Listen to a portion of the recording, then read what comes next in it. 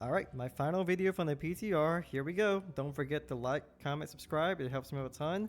With that being said, here are my top 4 going into Season 2.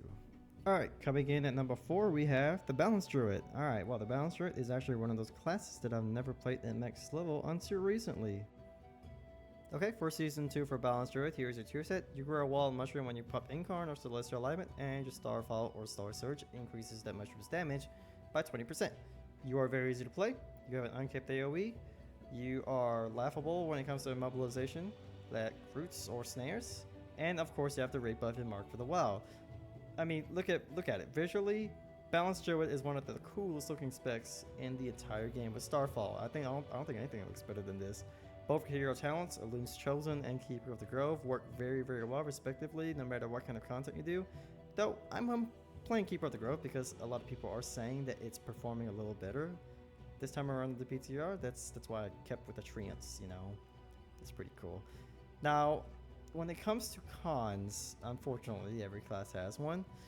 You're punishing in the wrong eclipse. Solar Eclipse and AoE is a no-no. Lunar Eclipse and single target is a very big no-no. And outside of Celestial Alignment charges, you can mess up pretty easy. I actually have quite a few times. You're squishy. A Solar Beam is all you have for interrupts. And then, of course, your damage is a little bit more ramp up. You gotta get dots everywhere. Okay, and number 3, we have the Survival Hunter. Yes, I know. Why? Well, because Survival has been my main for the last 3 expansions, even dating back to when it was ranged, although it was only for like 1 month. We're not counting that. However, Survival Hunter coming into Season 2, here's your tier list. Basically, a Wildfire Bomb just passively more damage each time you do damage, and then when it fails to stack, you get a 400% Monkey Bite or Raptor Strike, along with a 10% cooldown reduction on your Wildfire Bomb. Playstyle is very easy. There is no ramp up, so you go in there, you charge in there with Harpoon, you push Butchery, you push all your bombs, you put everything you have, you push Coordinated Assault. Very easy to understand, especially with the small rework that came in with Season 1 of War Within, where you actually have to prioritize your tip of the spear stacks that Kill Command gives you, and various other abilities. You just need to know what to use with it, like Explosive Shot, Wildfire Bomb, Fury the Eagle. Sometimes use it on Mongoose Bite, especially with the tier set. Now, the reason I have a Survival Hunter up here also is because of Pack Leader. Yes, Pack Leader is actually really fun to play. It's very interactive now, considering it was, you know, dead. However, it's so underwhelming. Pack Leader has the potential to be one of the coolest hero talents that Blizzard has reworked. And it's so tuned poorly that it's just not even worth taking because of how much less damage you're actually doing with it. Performance-wise, it's horrible, but play-wise, it's so fun. So please, Blizzard, I beg you, change it to something else, give it a buff. And another thing, Hunter Smart. Why, Blizzard? Just give us a 3% crit buff, like a rate wipe buff or something. Alright, and coming at number 2, this Destruction Warlock. Yes, I know, Affliction got buffs. I did not miss that. However, Destruction Warlock is still my favorite Warlock spec. It was my main back in Mists of Pandaria, and I kind of stopped it for a Hunter, and then for, you know, Windwalker Monk a little later. However, I've always liked the class. It's always been one of my favorite ranged. It's very easy to play, your burst damage is absolutely crazy. Rain of Fire is even more crazy. Your spread cleave is, I think it is the best in the game. I'm not sure, I could be wrong. It may be tied with Balance Druid in some respects. Also, you're a Warlock.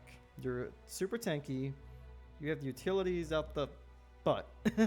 I mean, Gateway, Hellstone, Summoning, B-Res, I mean, it's pretty much unparalleled. Alright, both your Puro Talents, Diabolus, and Hellcaller. Hellcaller's actually overperforming. I want to say overperforming, or maybe it's just that Diabolus just isn't that good right now. And I want to believe that. I think either Hellcaller is overtuned or Diabolus needs a lot of buffs. I want to go ahead and just say Diabolus probably just needs more buff because Wither currently for Hellcaller is doing about the damage I would think a hero talent should be able to do. I don't think it's overpowered, honestly. And as a Warlock, having instant cast Wither instead of hard casting Immolate is always a pro, in my opinion. Now, here are some cons. Not many, but Chaos Bolt currently needs a really big buff. It hits like a wet fart. Yeah, it really does. You're pretty bad when it comes to single target Chaos Bolts. Even Shadowburn at some respects also needs some buffs. You're pretty immobile like you always are as a Warlock. You're like a turret. You just sit there, if you move even once, you're in big trouble unless you're like free casting Rain of Fire and everything. Also, Destruction Warlock tends to get a little boring at times. I understand that some people don't really like the simple go-go playstyle with like 3 buttons: Conflagrate, Incinerate, Immolate if you have it, and then Channel Demon Fire.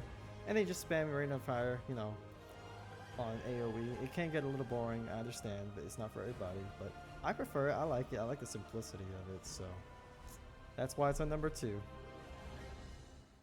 Alright, and for my final number 1, it is going to be the Windwalker Monk. Yes, Windwalker Monk is hands down, not even close, and I'm even saying that with, you know, all these other specs that I just covered. It is my favorite spec in the entire PTR. Here is your tier set right here. All you gotta know is it's passive damage. Spinning Crane Kick and Rising Sun Kick will passively do more damage in the stacks, and if it fails to stack, it gives more damage to Fist of Fury. So, you know, you'll know when it glows. You'll know Fist of Fury does more damage when it starts glowing, and it does start glowing a lot. A lot. Now, you're very fast as a Windwalker Monk, both in terms of speed, mobility, playstyle, rotation, everything about it is fast. Both your hero talents, Shadowpan and Conduit of the Celestials, they're pretty neck and neck right now. They've been properly tuned to the point where you can actually pick Conduit of the Celestials and be quite okay with it, actually. It's more bursty.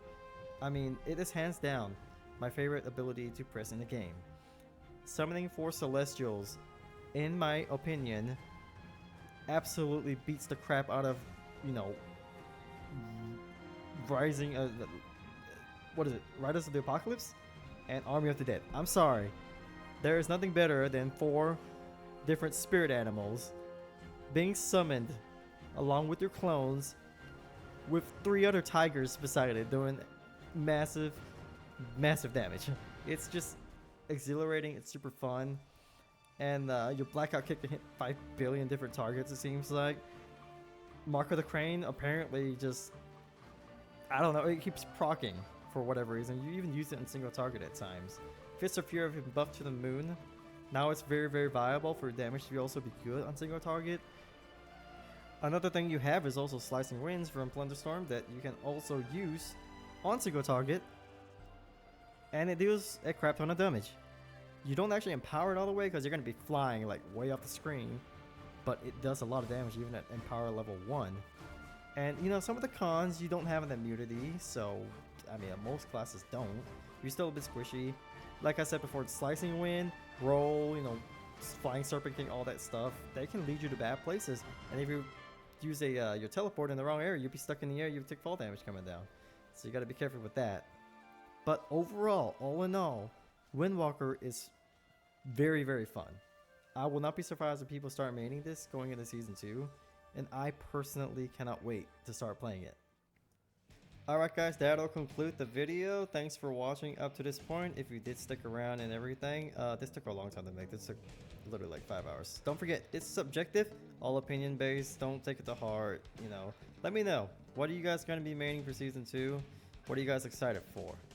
Alright, and always remember, in case I don't see ya, good afternoon, good evening, and good night.